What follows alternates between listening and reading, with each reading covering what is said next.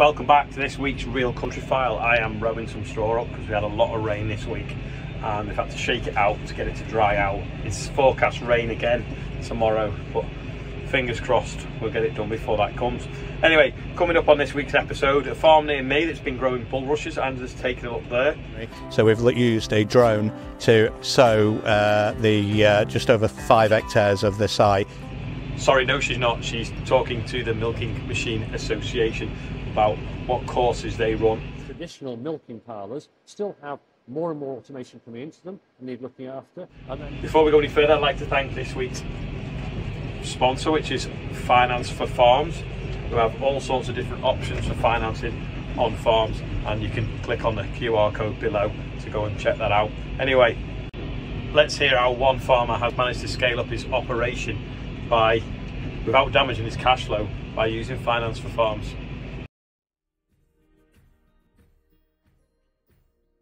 Most people went out of dairying in this area, so we had a local creamery and we're too far away from anywhere else. So we had no choice but to either keep increasing the cows or lose the market we had for the milk. We increased at quite a speed, our cow numbers. We spent like 3 million on buildings, so we needed to get additional funding. Having used them before for some smaller deals, it was a straightforward, easy option for us. When we find decent cattle for sale, we need to be able to raise the money quickly and be able to move, which is something that Shire is much better at than anybody else we've tried before. The people we deal with in Shire, they specialise really in dairy cattle finance. So they know that once we find cattle, we need to finance in place quickly. So we can't wait sort of 4-6 weeks for an answer to get funded in place. We need to have the cattle home within 7 to 10 days, and whatever volume of money we need, they just get that approved. But usually a couple of days and it's all in place. People you deal with in Shire know more about the business, so you can get an answer in a quicker turnaround. We've been dealing with them for years now, so it's really easy because Jack that we deal with is up to speed in the business and they've always got their accounts on hand, and we're quite prepared to sort of give us funding when we needed it with a quick answer again. Now we've done it for so many years, it's just so easy. We know if we want to expand that we can get the funding from Shire to do the cattle side of it. So it just makes any plans that we're making for the future so much simpler.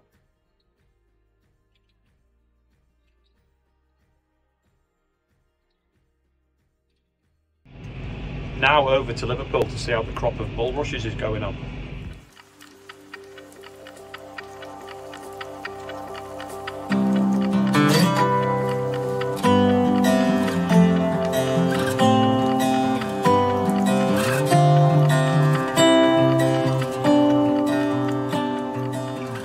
We're standing here today on the Lapwood Typha trial, and this is kind of a trial looking at, instead of growing crops on traditionally with very drained peat, what we're looking at doing is raising the water table and managing the peat and keeping the carbon within the ground and growing a crop and actually still being able to make a profit as a farmer. So a more sustainable, environmentally sustainable way of managing lowland agricultural peat.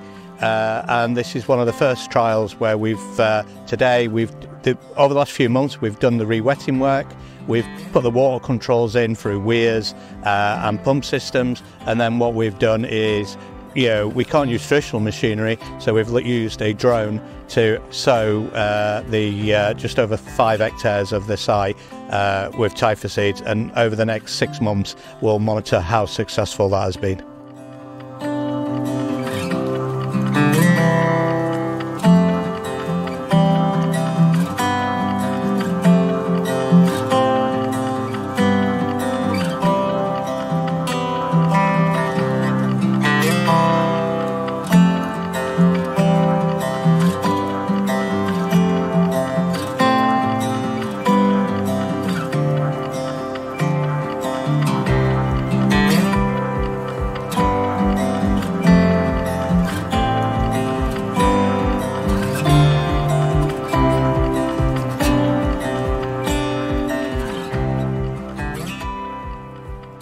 So I'm the farmer here, this is our field, and this is one of our wettest fields on the farm.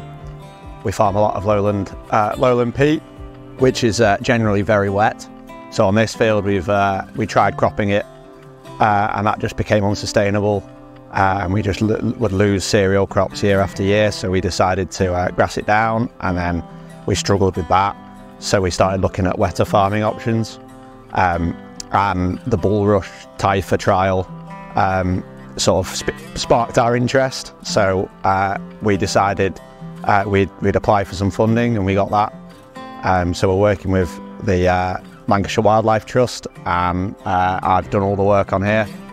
So I dug an exterior bund right around the field, put in a set of weirs, and then for the last 2 weeks we've been irrigating it to get it as flooded as it is now, and we've just sown it with the bulrush seeds.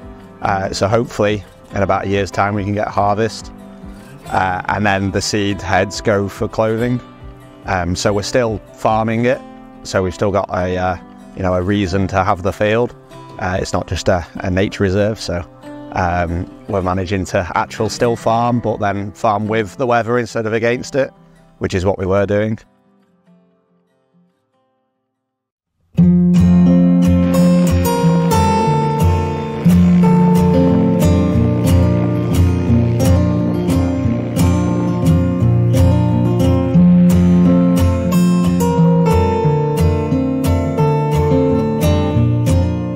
Part of this trial is looking at a process called polyculture, and basic polyculture is farming at a higher water table where there is kind of nature-based solution benefits. So that could come from the carbon savings, like today in the lowland, on lowland agricultural peat, which is a huge emission factor for and contributory to the greenhouse gas emissions for the UK and also globally from farming on peat soils. So we're looking for more sustainable ways of doing that, and polyculture is a way of growing crops at a higher water table and then harvesting them, but still being able to make a living, not just from the farmer's point of view, but also supporting the local community as well. And what we're looking at here is different crop choices. So here we're growing Taifa, we can grow things like sphagnum moss as well, or we can look at things like actually growing food crops at a slightly higher water table and see if we can still grow them successfully, but also harvest them, so we can produce food in a more environmentally friendly way on lowland peat.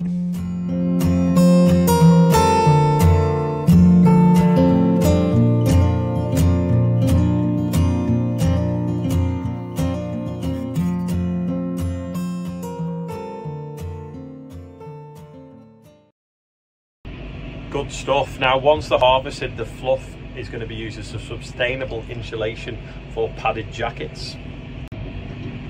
So we'll check back in the spring how that's going on. Now over to Angela at a dairy farm. Well, today on the Real Country File, I'm here on a dairy farm. Now, these cows get milked 3 times a day, so it's absolutely imperative that the milking systems that are used to extract the milk are absolutely top-notch and functioning properly and maintained in the best possible way. So we're going to learn a little bit more about the Milking Equipment Association and the courses that they run.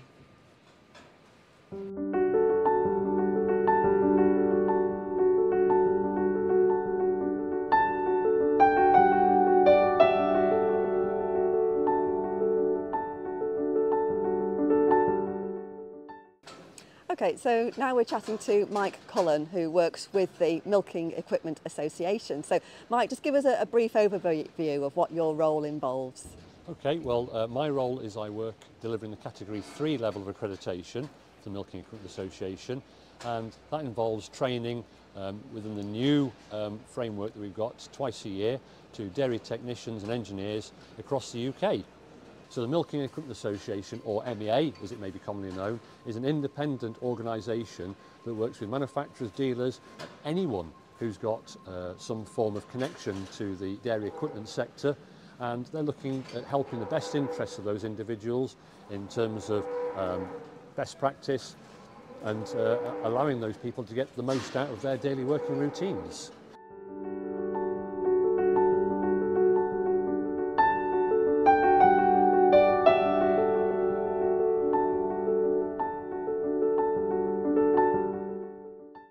So why is it important for farmers to actually look out for this accreditation in terms of the people that they're employing? Well, Sometimes the milking system is obviously, we could call it a primary machine on the farm, where it's probably the first point of contact that the farmer will have machinery-wise with the animal, be it a dairy cow like you can see behind me, or maybe sheep, goat, possibly even a water buffalo.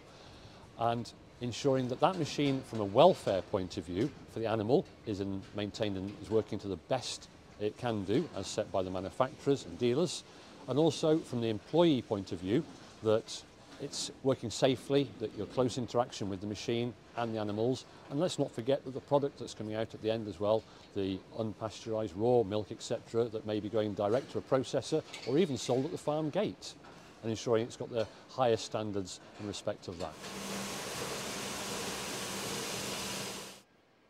So obviously within the milking system technician accreditation programme, there are various different types of system that are employed all over the UK and around the world, and we're dealing with higher levels of automation and electronic integration within these more modern systems. But still, the traditional oppressed herringbone parlour, which we would consider our traditional milking parlours, still have more and more automation coming into them and need looking after. And then, for example, the 60-point rotary that's behind me, we've got quite a high throughput system.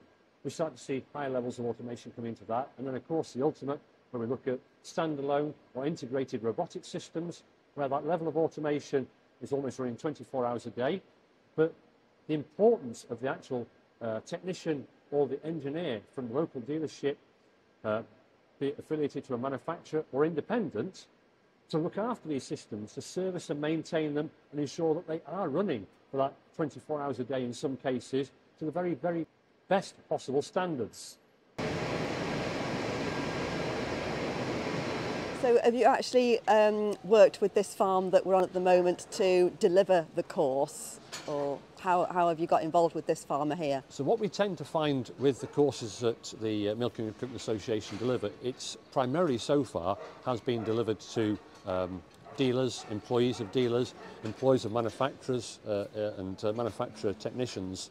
But also we've started to find over recent years quite a number of people who are actually associated with the dairy industry in the UK and industries alongside that, where they're getting involved as well. For example, vets and veterinary personnel, where they have an input into this system in looking after the welfare of the animal, but maybe not so much of an understanding of the machinery that's interacting with the animal, and gaining a balanced view so that not that they could ever replace the dairy engineers and technicians who are working with the machinery, but have that liaison with them from the animal's perspective.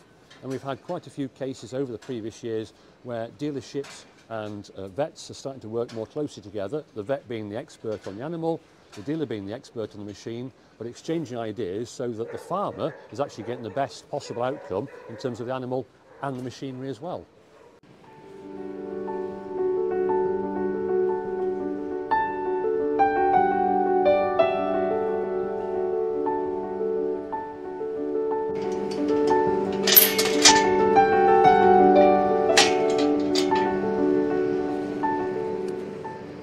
You can visit the Milking Machine Association at the Dairy Day, which is coming up on the 11th of September, and also Angela's going to be there. I think she might be in the foyer, so catch up with her, have a chat about farming, have a chat about the farm art, have a rant if you want, tell her what you want, covering on the Real Country File.